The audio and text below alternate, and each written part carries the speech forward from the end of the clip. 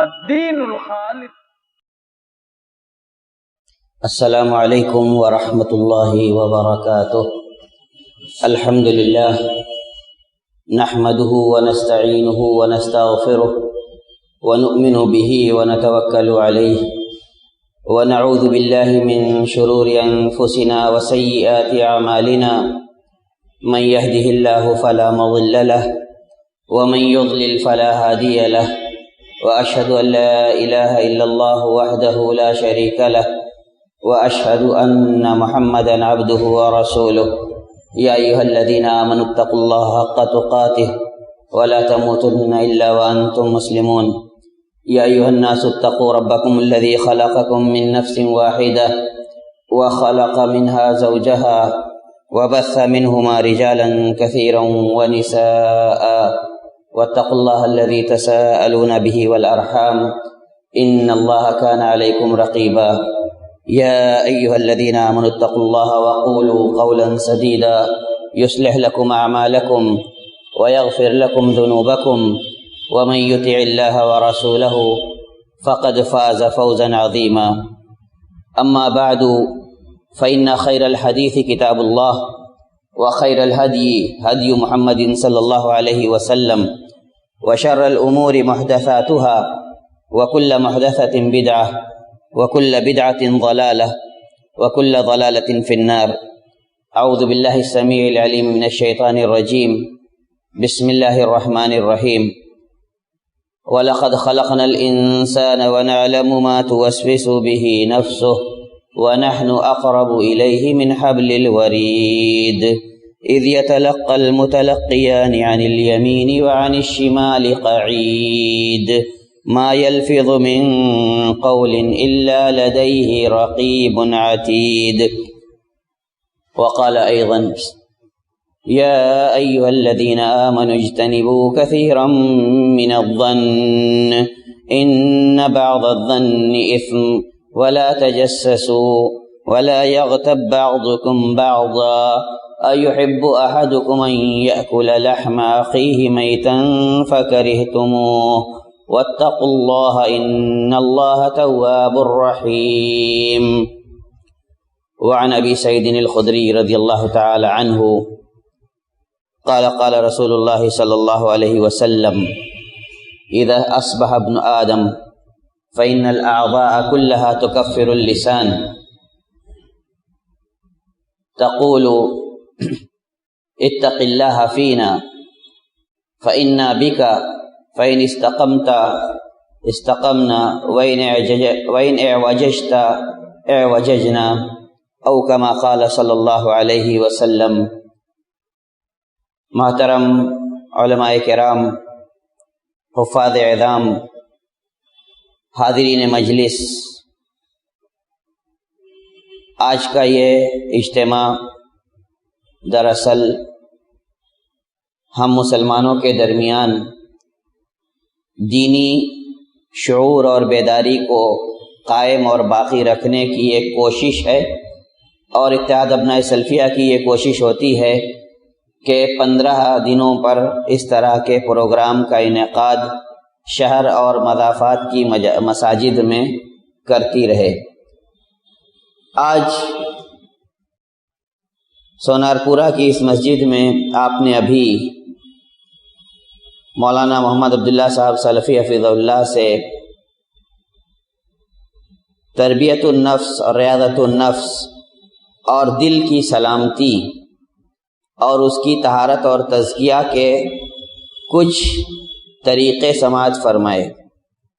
حقیقت میں اللہ تبارک تعالیٰ نے انسان کو احسن تقویم میں پیدا کیا، سب سے بہتر بناوٹ پر، اور اس احسن تقویم پر پیدا کرنے کے بعد اس کو خود اپنی ذات کے اندر غور و فکر کرنے کی تلقین کی. وفی انفسکم افلا تبصرون، خود تمہاری ذات کے اندر تمہارے لیے ہماری بہت ساری نشانیاں ہیں جو تمہیں اللہ کے شکر اور اس کی نعمتوں پر اس کے اظہار تشکر کے لیے مجبور کرتی ہیں۔ کیا تم دیکھتے نہیں ہو؟ یہ آنکھیں اگر اللہ بینائی سلب کر لے تو دنیا بے رنگ اور تاریک ہو جائے۔ یہ پاؤں اگر اللہ تبارک تعالیٰ یہ نعمت چھین لے تو ہم اللہ کے ان گھروں تک آنے سے مجبور ہو جائیں۔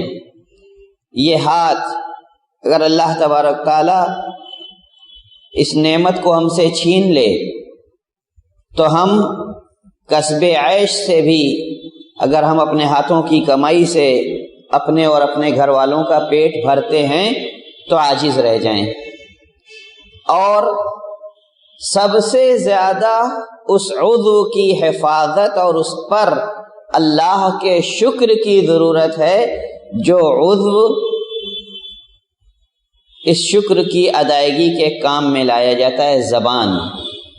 زبان اور زبان کی حفاظت یہ انسان کو دنیا اور آخرت میں کامیاب کرنے والی ہے، اور زبان اگر کسی کی پھسلتی ہے تو اس سے ہولناک ترین گناہ سرزد ہوتے ہیں۔ کبائر جن پر وعید آئی ہے ایسے گناہ سرزد ہوتے ہیں، اور جن گناہوں کو معاشرے میں حقیر اور معمولی سمجھا جاتا ہے اور حقیقت میں وہ بہت ہی ہولناک ہیں، انسان جب اپنی زبان کا مالک نہیں ہوتا تو ان گناہوں کا ارتکاب کرتا ہے اور اس کو اس کا احساس بھی نہیں ہوتا۔ میں نے خطبہ مسنونہ کے بعد سورہ قاف کی چند آیتیں اور سورہ حجرات کی ایک آیت 13ویں آیت آپ لوگوں کے سامنے پڑھی۔ اللہ تبارک تعالیٰ دونوں آیتوں کے اندر ایک تو مراقبہ نفس کی تلقین کرتا ہے کہ آپ خود اپنے نفس کا مراقبہ کیجئے، اور اللہ کے مراقبے کا کہ اللہ کے محافظ اور نامہ اعمال لکھنے والے فرشتے ہماری ہر حرکات و سکنات کو قلم بند کر رہے ہیں۔ اور سورہ حجرات کی آیت میں ان تمام بد اخلاقیوں سے ہم سے باز رہنے کی تلقین کی جن کے نتیجے میں ہم سوائے ہلاکت اور گمراہی کے اور کچھ حاصل نہیں کر سکتے۔ اور میں نے ان آیات کے بعد ابو سعید خدری رضی اللہ تعالی عنہ کی ایک حدیث آپ لوگوں کے سامنے پڑھی تھی۔ غور کیجئے زبان کا معاملہ کتنا ہولناک ہے، اور یہ کیوں پھسلتی ہے؟ کیونکہ انسان جب اللہ کے مراقبے کا، اللہ کے مؤاخذے کا ڈر نہیں رکھتا تو وہ اپنی زبان کو لگام میں بھی نہیں رکھ پاتا۔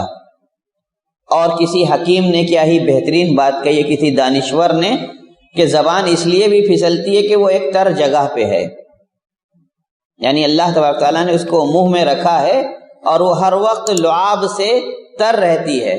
یہ اللہ کا نظام ہے، ورنہ آپ بول نہ پائیں اگر آپ کا منہ خشک ہو تو کہا کہ اس تری میں اور اس پھسلن بھری جگہ پر زبان کو قابو میں رکھ کے جینا یہ بہت کمال کی بات ہے، اور یہ اللہ کا جن پر انعام ہوتا ہے وہی ایسا کر پاتے ہیں، اور بات بالکل درست ہے۔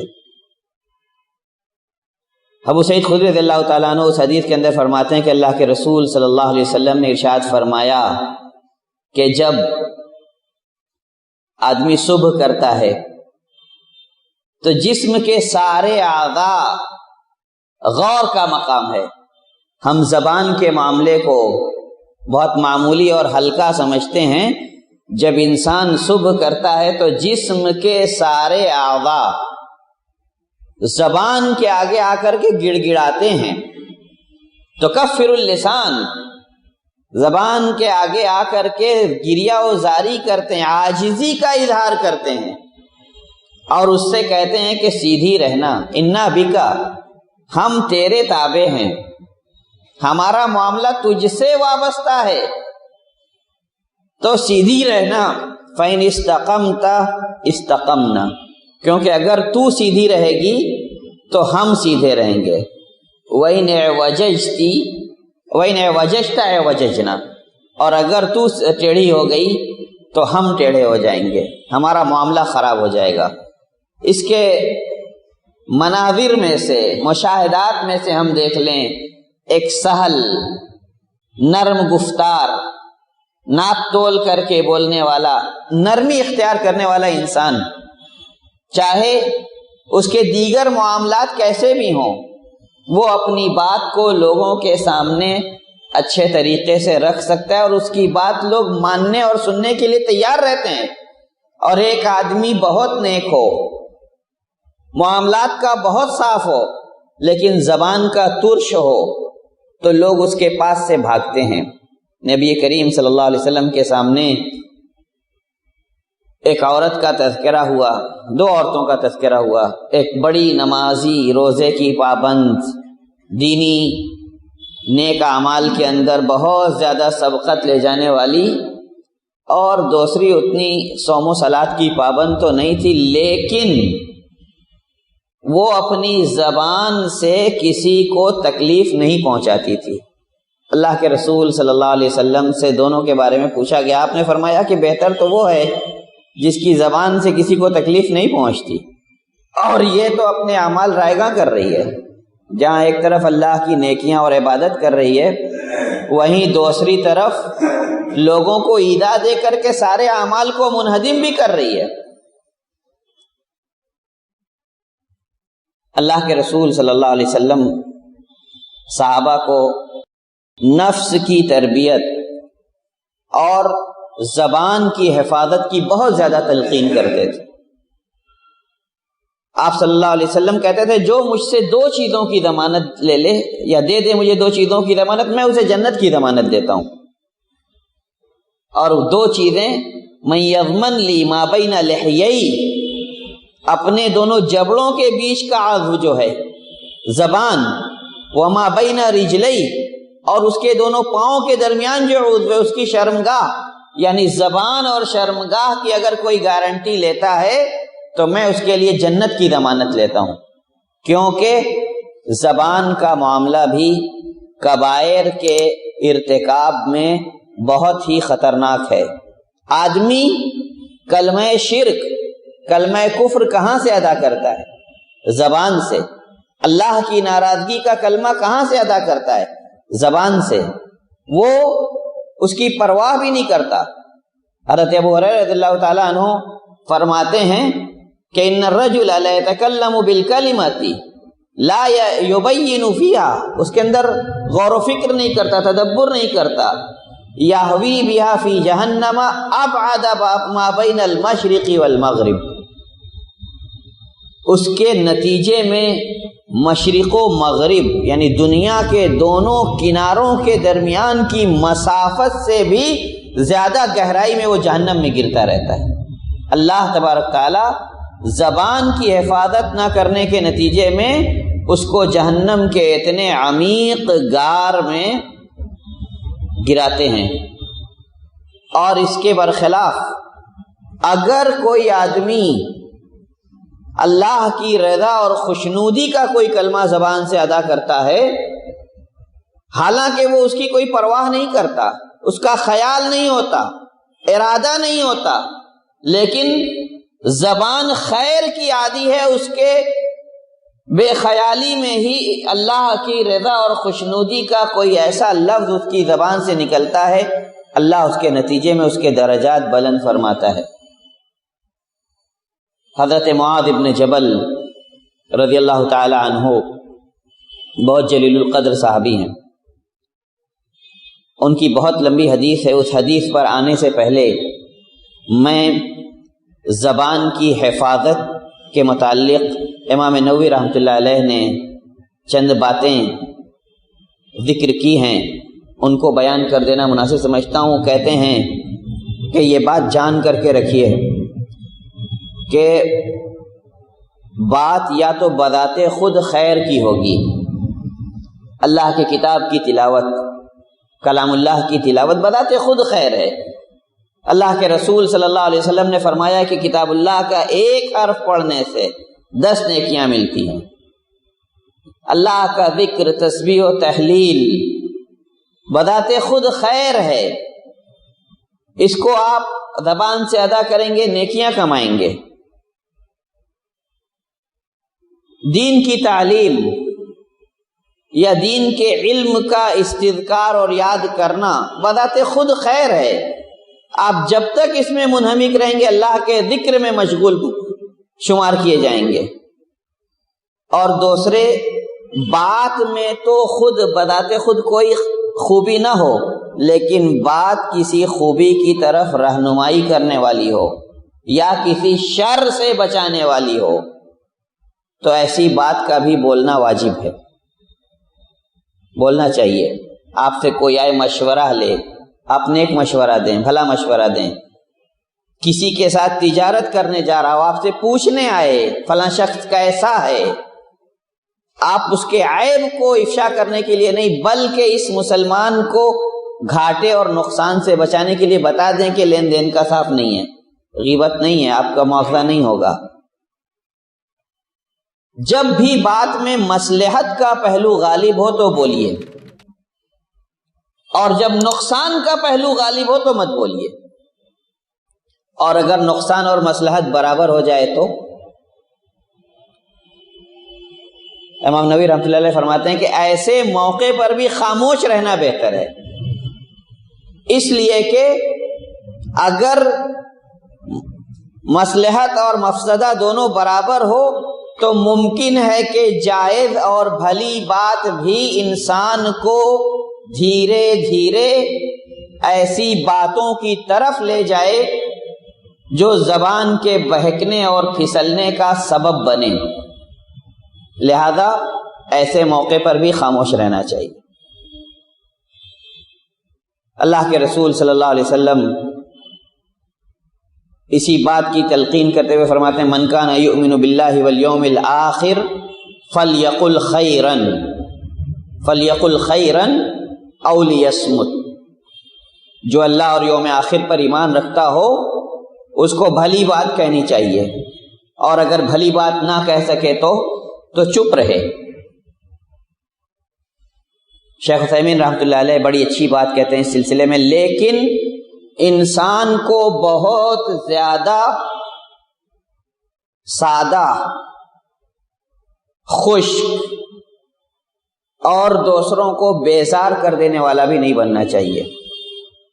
مجلس میں آئے تو پورے دور مجلس بھر خاموش نہ بیٹھے کہ چپ چاپ ہی بیٹھا رہے، خاموشی وقار ہے، گفتگو کرنے سے زبان پھسلنے کا خطرہ ہے، بھلی بات بولیے، لوگوں سے خیریت دریافت کر لیجئے، کسی خیر کی تلقین کر دیجئے، کیونکہ پوری دیر تک خاموش بیٹھنا اس میں کئی پہلو ہیں۔ یا تو لوگوں کو آپ کے خلاف بدگمانی پر ابھار سکتا ہے کہ یہ متکبر ہے، دوسروں سے بات کرنا نہیں چاہتا اس لیے خاموش بیٹھا ہے، یا ہو سکتا ہے لوگ یہ سمجھیں کہ بہت بزدل اور کم عقل ہے، بات کرنے سے ڈرتا ہے، عاجز کلام ہے، چپ چاپ بیٹھا ہے، یا لوگ یہ سمجھیں کہ کسی بات کے خوف میں مبتلا ہے کہ خاموش بیٹھا۔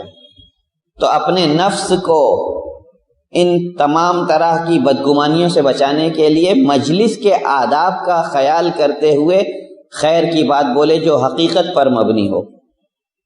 ذلت لسانی میں سے بہت سی باتیں آتی ہیں۔ آج کے دور میں سوشل میڈیا اور گیجٹس کا زمانہ ہے، لوگ پھسلتے ہیں، یہاں چٹکلوں کی آپس میں شیئرنگ بہت ہلکی سی بات سمجھی جاتی ہے کہ لوگوں کو ہنسا تو دیا۔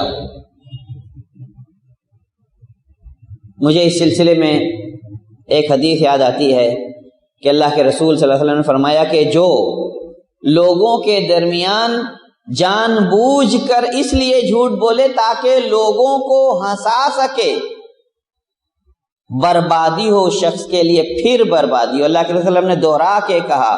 شیخ عثیمین رحمۃ اللہ علیہ اس بات کی شرح کرتے ہوئے لکھتے ہیں کہ اس سے مراد وہی باتیں ہیں، غور کی بات ہے، اس سے مراد وہی باتیں لوگ جسے نکت یعنی چٹکلوں کا نام دیتے ہیں، ہنسانے کے لیے تو کہہ دیا۔ زبان سے انسان کبھی کبھی اس کے خیال میں بڑی ہلکی باتیں کرتا ہے، لیکن وہ عند اللہ عظیم، بہت بڑی بات ہوتی ہے۔ اللہ کے رسول صلی اللہ علیہ وسلم نے جنت میں گھر کی ضمانت لی، وَبِبَيْتٍ فِي وَسَطِ الْجَنَّةِ مَنْ تَرَكَ الْكَذِبَ وَإِنْ كَانَ مَازِحًا، بیچ جنت میں، وسط جنت میں ایسے شخص کے لیے گھر کی ضمانت لیتا ہوں جو مذاق میں بھی جھوٹ بولنا چھوڑ دے، مذاق میں بھی جھوٹ نہ بولے۔ اللہ کے رسول صلی اللہ علیہ وسلم سب سے اونچے اخلاق والے تھے۔ اللہ تبارک تعالیٰ نے اس کی گواہی دی، وَإِنَّكَ لَعَلَىٰ خُلُقٍ عَظِيمٍ، آپ اخلاق کے عظیم ترین معیار اور پیمانے پر ہیں، لیکن آپ نے کبھی کسی کو ہنسانے کے لیے جھوٹ کا سہارا نہیں لیا۔ اگر کسی سے کوئی ہنسنے اور دل لگی کی بات بھی کی تو وہ حقیقت پر مبنی ہوتی تھی، چاہے وہ حضرت انس رضی اللہ تعالیٰ عنہ کے بھائی ہوں، ابو عمیر، ان کے پاس سے گزرتے تو ان کی ایک چڑیا تھی، گوریا لال جیسی کوئی چڑیا جس سے کھیلتے تھے، کچھ دنوں کے بعد مر گئی، متفق علیہ روایت۔ اللہ کے رسول صلی اللہ علیہ وسلم گزرے، دیکھا ابو عمیر تو کھیل رہے ہیں لیکن چڑیا نہیں ہے، پوچھا یا ابا عمیر ما فعل النغیر، ابو عمیر چڑیا کہاں گئی؟ بڑھیا آتی ہے، کہتی ہے کہ اللہ کے رسول میں جنت میں جاؤں گی۔ اللہ کے رسول کہتے ہیں بڑھیا جنت میں نہیں جائے گی، بڑھیا مایوس ہو کر کے جانے لگتی ہے، بلاتے ہیں، کہتے ہیں اللہ تبارک تعالیٰ پہلے تجھے جوان کرے گا، پورا حسن و جمال دے گا، پھر جنت میں داخل کرے گا، تو بوڑھی جنت میں نہیں جائے گی۔ یہ تھوڑے میں نے کہا ہے کہ تو جنت میں نہیں جائے گی، حقیقت پر مبنی کلام ہوتا تھا۔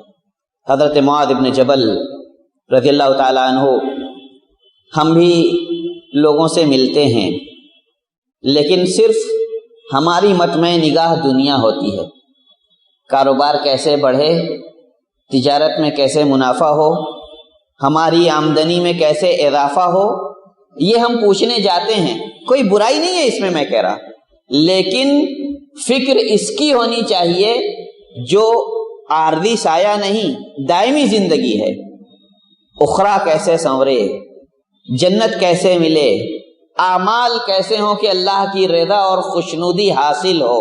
حضرت معاذ ابن جبل رضی اللہ تعالیٰ عنہ اللہ کے رسول صلی اللہ علیہ وسلم کی خدمت میں حاضر ہوتے، یا رسول اللہ اخبرنی بعمل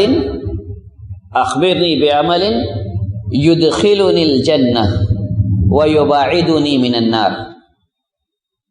کوئی دنیاوی بات نہیں پوچھتے ہیں، کیونکہ اللہ کے رسول صلی اللہ علیہ وسلم کی زبان سے صحابہ نے سنا تھا کہ جو آخرت کو اپنا مطمع نگاہ بنا لے، دنیا تو پیچھے پیچھے چل کے آتی ہے، اس کی جتنی روزی دنیا میں لکھی ہے آسانی سے اس کو فراہم ہونے لگتی ہے، اس کی مشقتوں میں کمی آ جاتی ہے۔ حضرت معاذ ابن جبل رضی اللہ تعالیٰ عنہ اللہ کے رسول صلی اللہ علیہ وسلم کے تربیت یافتہ، یہ بات پتہ تھی، کہتے ہیں عمل وہ بتلائیے جو جنت میں پہنچا دے اور جہنم سے دور کر دے مجھے۔ اللہ کے رسول صلی اللہ علیہ وسلم فرماتے ہیں لَقَدْ سَأَلْتَ عَنْ عَظِيمٍ، معمولی بات نہیں پوچھی ہے معاذ رضی اللہ تعالیٰ عنہ، آپ نے بہت بڑی بات پوچھی ہے، لیکن جس کے لیے اللہ چاہے کہ آسانی پیدا کر دے، وَإِنَّهُ لَيَسِيرٌ عَلَى مَنْ يَسَّرَهُ اللَّهُ عَلَيْهِ، کہ اللہ جس پر اس بات کو آسان کر دے وہ بات بڑی آسان ہے اس کے لیے۔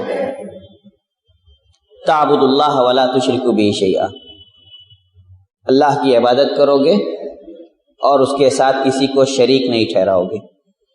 وَتُقِيمُ الصَّلَاةَ وَتُؤْتِي الزَّكَاةَ وَتَصُومُ رَمَضَانَ وَتَحُجُّ الْبَيْتَ، اللہ کی عبادت کرو گے، اس کے ساتھ کسی کو شریک نہیں ٹھہراؤ گے، نماز قائم کرو گے، زکوٰۃ دو گے، رمضان کے روزے بھی رکھو گے، حج بھی کرو گے، اور اس کے بعد فرمایا وَالصَّدْقَةُ تُطْفِئُ الْخَطِیئَةَ كَمَا يُطْفِئُ الْمَاءُ النَّارَ، اور صدقہ غلطیوں کو، گناہوں کو ایسے ہی مٹا دیتا ہے جس طرح سے کہ پانی آگ کو بجھا دیتا ہے، پانی جیسے آگ پہ ڈالو تو آگ بجھ جاتی ہے، ایسے ہی صدقہ گناہوں کو مٹا دیتا ہے، ختم کر دیتا ہے۔ اور آپ صلی اللہ علیہ وسلم نے فرمایا وَصَلَاةُ الرَّجُلِ فِي جَوْفِ اللَّيْلِ، بیچ وسط رات میں آدمی کی نماز.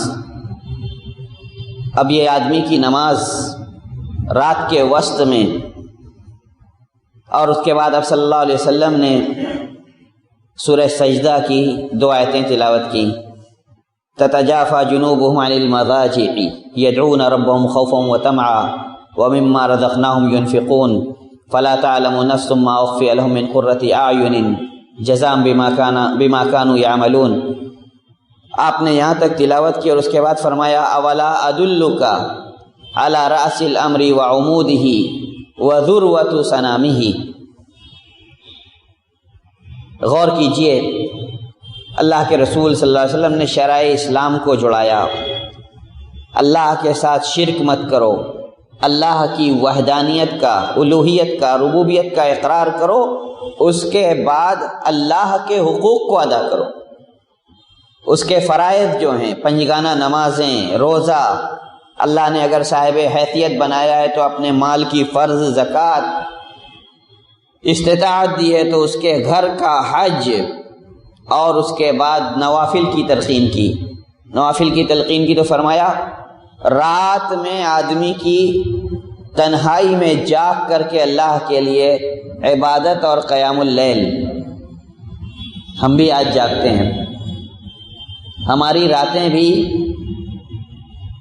جاگتے ہوئے گزرتی ہیں، لیکن کیا وہ اللہ کے ذکر، قیام اللیل یا آخرت سنوارنے والے کسی کام میں گزرتی ہیں؟ نہیں. ہم لا یعنی کاموں میں دیر تک جاگتے ہیں، اور اس کے نتیجے میں لا قدر اللہ الا من شاء اللہ، سوائے چند لوگوں کے اکثریت فرض کی نمازوں سے غافل ہو کر کے سوتی رہتی ہے، فجر کی نمازوں سے غافل ہو کر کے سوتی رہتی ہے. اسلام نے راتوں کو جاگنے کی حدود قائم کی ہیں. اللہ کی تہجد گزاری کے لیے جاگ سکتے ہیں، حصول علم کے لیے جاگ سکتے ہیں، علم سکھانے کے لیے جاگ سکتے ہیں، ذکر و اذکار تلاوت کے لیے جاگ سکتے ہیں، اصلاح بین الناس، لوگوں کے درمیان اصلاح کرنے کے لیے جاگ سکتے ہیں. ورنہ اللہ کے رسول صلی اللہ علیہ وسلم عشاء سے پہلے سونا اور عشاء کے بعد بلا وجہ بات کرنے کو ناپسند فرماتے تھے، جبکہ دیگر بعض احادیث سے ثابت ہے کہ بعض موقعوں پر کبار صحابہ کو جمع کر کے آپ نے مسلمانوں کے کچھ اہم مسائل کے سلسلے میں مشورہ بھی کیا ہے. اسی کی روشنی میں علماء کرام نے وہ مسائل عقد کیے جو میں نے بیان کیا کہ جو مسلمانی معاشرے کی ضرورت کے کام ہوں اور عام خیر اور بھلائی کے کام ہوں، اس کے لیے آدمی جاگ سکتا ہے. مسلمانوں کی حفاظت کے لیے، نگرانی کے لیے، پہرے داری کرنے کے لیے جاگ سکتا ہے. اس کے علاوہ لا یعنی کاموں میں جاگنے سے بہتر ہے کہ آپ نیک نیتی کے ساتھ کہ ہم وقت پر فجر کے لیے اٹھیں گے، اللہ کی ذمہ داری اور اللہ کی حفظ و امان میں جائیں گے جماعت کے ساتھ، فرض نماز فجر کی ادا کر کے، یہ آپ کے لیے اس جاگنے سے بہتر ہے. تو اللہ کے رسول صلی اللہ علیہ وسلم نے بتایا کہ راس الامر الاسلام، اولا ادلک علی راس الامر وعمودہ وذروۃ سنامہ، کیا میں آپ کو تمام معاملے کے اصل اور اس کے درمیانی ستون اور اس کی سب سے بلند چوٹی کی خبر نہ دے دوں؟ اللہ کے رسول صلی اللہ علیہ وسلم نے فرمایا کہ اصل معاملہ جو ہے جس پر ساری چیزوں کا دار و مدار ہے وہ تو اسلام ہے. پہلے آپ اسلام میں داخل ہوئیے، اور اسلام کا جو سب سے مضبوط ستون ہے وہ نماز ہے، اور اس کی جو سب سے بلند و بالا چوٹی ہے وہ اللہ کے راستے میں جہاد ہے. پھر آپ صلی اللہ علیہ وسلم نے حضرت معاذ بن جبل رضی اللہ تعالیٰ عنہ سے پوچھا اولا ادلک علی ملاک ذلک کلہ، کیا میں ان سب کا دار و مدار جس بات پر ہے تم کو اس کی خبر نہ دے دوں؟ حضرت معاذ رضی اللہ تعالیٰ عنہ نے فرمایا بلا یا رسول اللہ. ہر مرتبہ کہتے تھے بلا یا رسول اللہ، اس مرتبہ کا. تو آپ صلی اللہ علیہ وسلم نے اپنی زبان مبارک اپنے ہاتھوں سے پکڑی باقاعدہ اور کہا کف علیک ھذا، اپنی زبان خود پر روک کر کے رکھو۔ حضرت معاذ رضی اللہ تعالیٰ عنہ کو حیرت ہوتی ہے، تعجب سے پوچھتے ہیں او انا لمؤاخذون بما نتکلم، ہم جو بولتے ہیں کیا اس پر بھی ہمارا مؤاخذہ ہوگا؟ اللہ کے رسول صلی اللہ علیہ وسلم حضرت معاذ رضی اللہ تعالیٰ عنہ کی اس سادگی پر تعجب کرتے ہوئے کہتے ہیں ثقیلت قومک یا معاذ، تمہاری ماں تم کو گم کرے، یعنی حیرت ہے تمہاری سادگی پر ہے معاذ۔ وَهَلْ يَكُبُّ النَّاسَ عَلَى وُجُوهِهِمْ أَوْ قَالَ عَلَى مَنَاخِرِهِمْ إِلَّا حَصَائِدُ أَلْسِنَتِهِمْ، لوگوں کو ان کے چہروں یا ان کے نتنوں کے بل گھسیٹ گھسیٹ کر جہنم میں آخر کون سی چیز لے کر کے جائے گی؟ ان کی زبان کی کمائیاں ہی تو لے کر کے جائیں گی۔ آدمی جب زبان کی حفاظت میں کوتاہی برتتا ہے تو اس کو، جیسا کہ میں نے پچھلے احادیث کے اندر حدیث کے حوالے سے ذکر کیا، اس کو خیال بھی نہیں رہتا، وہ کسی پر بہتان تراشی کرتا ہے، اور اسلام میں بہتان تراشی کی سزا 80 کوڑے ہیں۔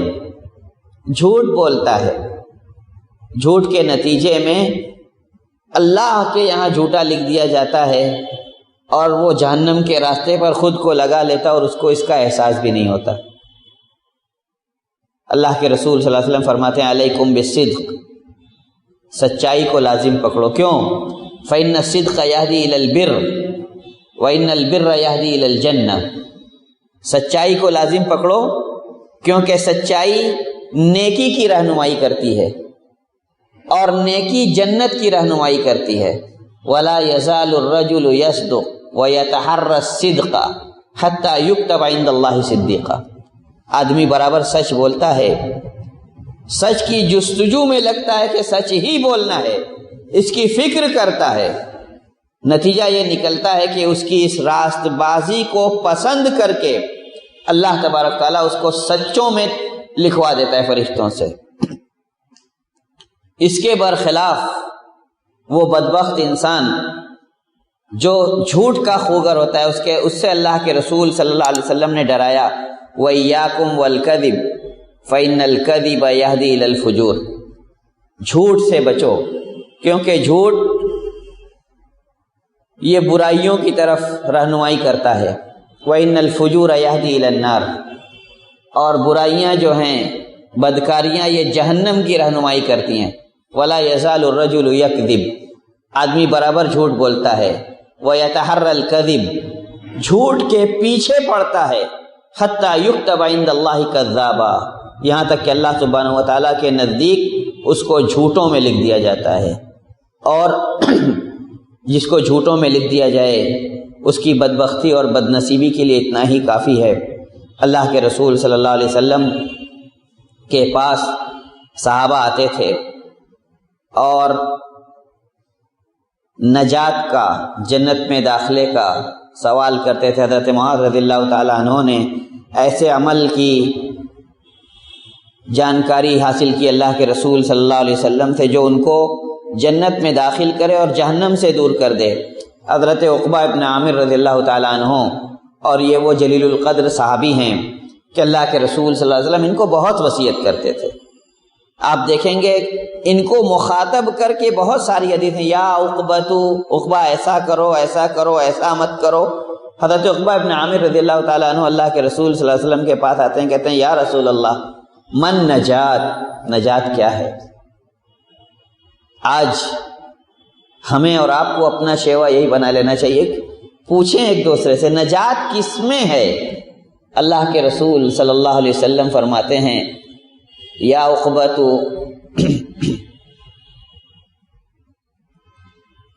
امسک علیک لسانک ولیسعک بیتک وابکی علی خطیئتک، سب سے پہلی وصیت کی اپنی زبان اپنے اوپر روک کر کے رکھو اور اپنی گناہوں پر نادم اور پشیماں ہو اور اس پر رو، باقاعدہ گڑ گڑاؤ اللہ کے سامنے، اس سے توبہ اور انابت کی کوشش کرو۔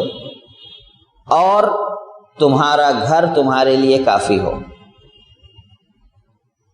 یہ گھر جس سے ہم اور آپ آج فرار اختیار کرتے ہیں، یہ ہمیں بہت ساری برائیوں سے بچانے کی بہت محفوظ پناہ گاہ ہے۔ اللہ کے رسول صلی اللہ علیہ وسلم نے اس کی بھی تلقین کی۔ یہاں عقبہ بن عامر رضی اللہ تعالیٰ عنہ کو صاف صاف لفظوں میں کہتے ہیں کہ تمہارا گھر تمہارے لیے کشادہ ہو، تم کو اس میں رہنا بھلا لگے، اچھا لگے، اور یہ تب ہوگا جب گھر والوں کی تربیت اسی طریقے پر ہوگی کہ گھر کے تمام افراد ایک ساتھ گھر میں بیٹھ اور رہ سکیں۔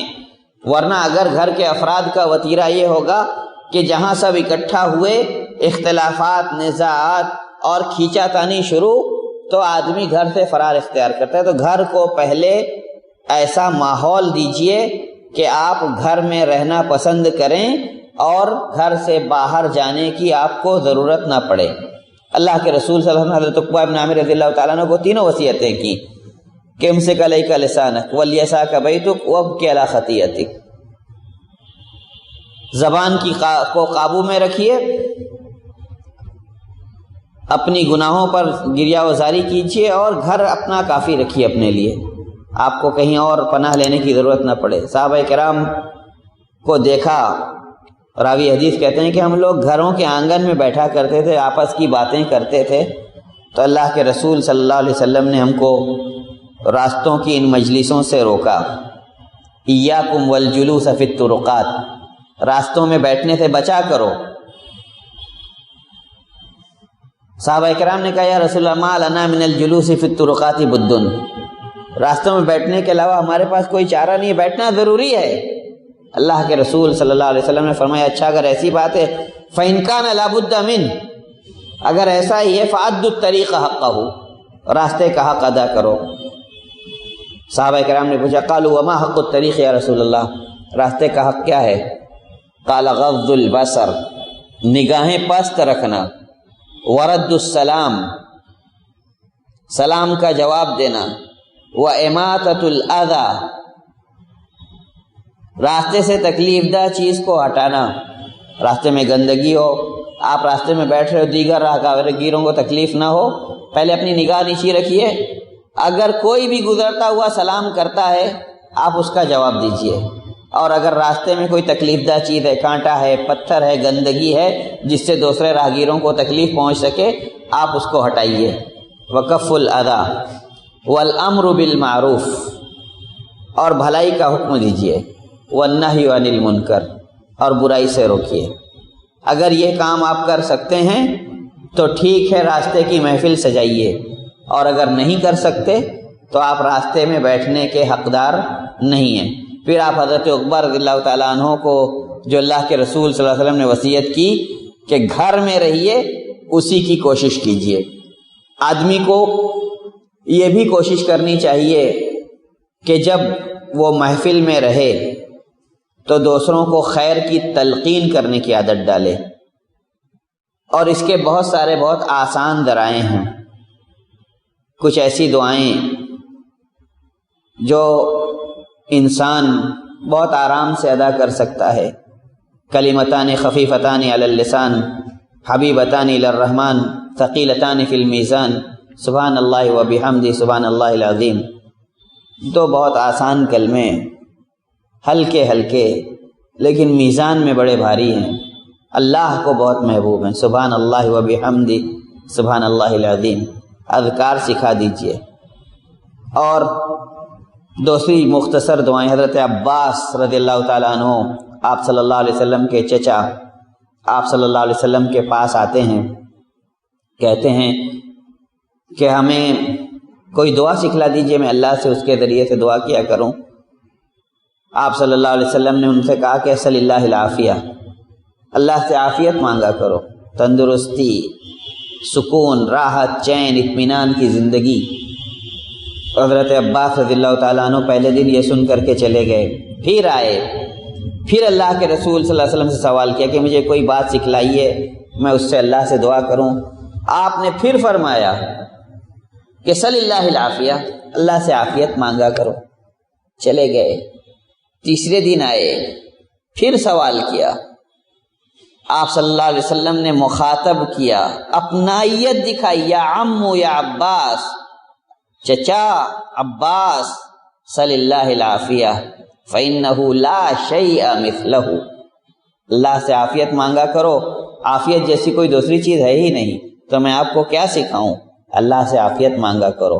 اور عافیت اتنا جامع لفظ ہے، ہر طرح کی عافیت، جسمانی صحت، نفسیاتی صحت، قلق اور اضطراب اور بے چینی نہ ہو، اعضاء و جوارح کی حفاظت کے سب عافیت میں رہیں، گھر، مال، دولت اور تمام مال و منال اور اسباب کی حفاظت کے وہ سب عافیت میں رہیں، اتنا جامع لفظ۔ اللہ کے رسول صلی اللہ علیہ وسلم نے حضرت عباس رضی اللہ تعالیٰ عنہ کو عافیت سکھائی۔ حضرت جویریہ رضی اللہ تعالیٰ عنہ فجر کی نماز کے بعد سے دیر تک اذکار میں مصروف رہتی ہیں۔ اللہ کے رسول صلی اللہ علیہ وسلم جاتے ہیں کسی کام سے، واپس آتے ہیں، دیکھا ابھی بھی اپنی جائے نماز پہ ہیں، کہتی ہیں کہ آپ کے پیچھے میں نے چند ایسے کلمات کہے ہیں جو تم اب تک جتنا کچھ کہہ رہی ہو اس سے بہتر ہیں۔ پوچھتی ہیں کیا ہیں؟ اللہ کے رسول صلی اللہ علیہ وسلم سکھاتے ہیں کہ سبحان اللہ عدد خلقی ورضا نفسی وزنت عرشی ومداد کلماتی، یہ مختصر دعائیں لوگوں کو سکھلا دیجئے۔ زبان کی حفاظت کی تلقین کیجئے کہ کیسے مجلسوں میں آپس کی دشمنی، بغض و عناد اور اختلاف اور رنجش سے بچا جا سکتا ہے۔ جب زبان کو مطلق العنان چھوڑ دیا جاتا ہے، میں ان آخری چند باتوں پر اپنی بات ختم کروں گا، جب زبان کو مطلق العنان یعنی آزاد چھوڑ دیا جاتا ہے تو زبان سے ایسی باتیں نکلتی ہیں جو اسی مجلس میں بیٹھے ہوئے لوگوں کے عیوب اچھالنے والی ہوتی ہیں۔ یہ ایسا ہے، وہ ویسا ہے، کسی کا کوئی ایسا عیب جو اب تک لوگوں کے سامنے نہیں تھا، اس مجلس میں بات کو وسعت دینے کے نتیجے میں اس کا وہ عیب ظاہر ہو جاتا ہے، اور پھر وہ عیب لوگوں کے درمیان غیبت کو عام کرنے کا سبب بنتا ہے، اس کو لوگ پھیلانا شروع کرتے ہیں، اس آدمی کی رسوائی کا سبب بنتا ہے۔ عام مجالس میں جب آپ گفتگو کریں تو کسی کی غیبت نہ کریں، کیونکہ غیبت حرام ہے۔ اللہ تبارک تعالیٰ نے اس کو اپنے مردہ بھائی کے گوشت کھانے سے تشبیہ دی ہے، اور اگر یہ غیبت بلا فائدہ ہو، اگر اس میں کوئی مصلحت ہو، کسی کی کوئی برائی حکام تک پہنچانا ہے، معاشرے کو خرابی پہنچانے والی، تو ٹھیک ہے۔ بیکار کی غیبت ہے، عام لوگوں کے حق میں بری ہے۔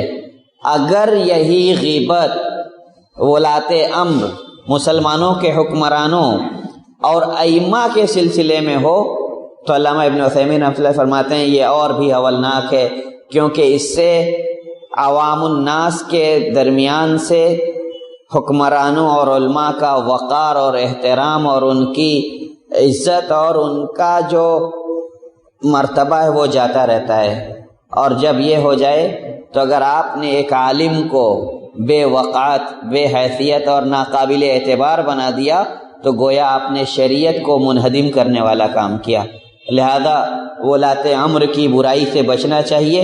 عوام الناس آج اس برائی میں بہت زیادہ مبتلا ہے۔ اگر وہ بیٹھی تو عالموں کی غلطیاں اور جو ہمارے امور کے نگہبان ہیں ان لوگوں کی برائیاں تلاشنے میں لگتی ہے، جبکہ ہمارے اسلاف کا یہ قول ملتا ہے کہ اس شخص کی گمراہی کی سب سے بڑی دلیل یہی ہے کہ جس کو آپ دیکھیں کہ وہ علماء کی اور حکمرانوں اور ائمہ مسلمین جو ہیں جن کے ہاتھ میں مسلمانوں کی ذمہ داریاں ہیں ان کے عیوب تلاشتا پھرے۔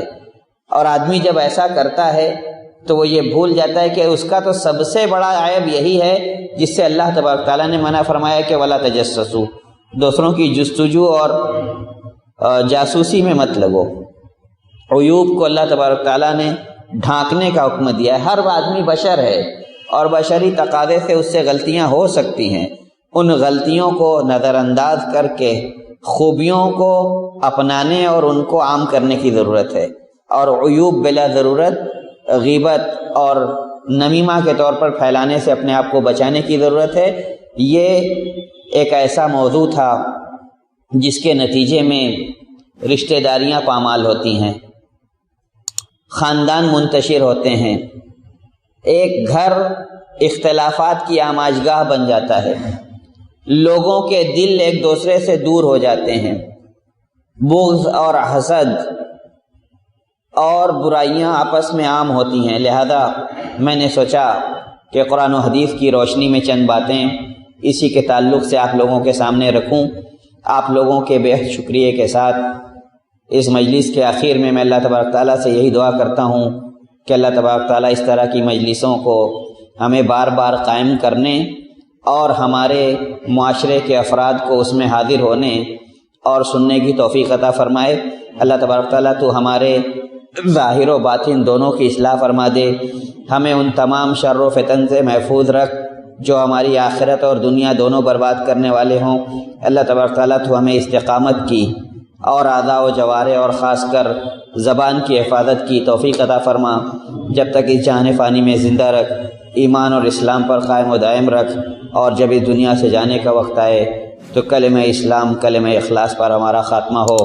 سبحان ربی رب العزت عما یصفون وسلام علی المرسلین والحمد للہ رب العالمین وآخر دعوانا الحمد للہ رب العالمین والسلام علیکم ورحمۃ اللہ وبرکاتہ۔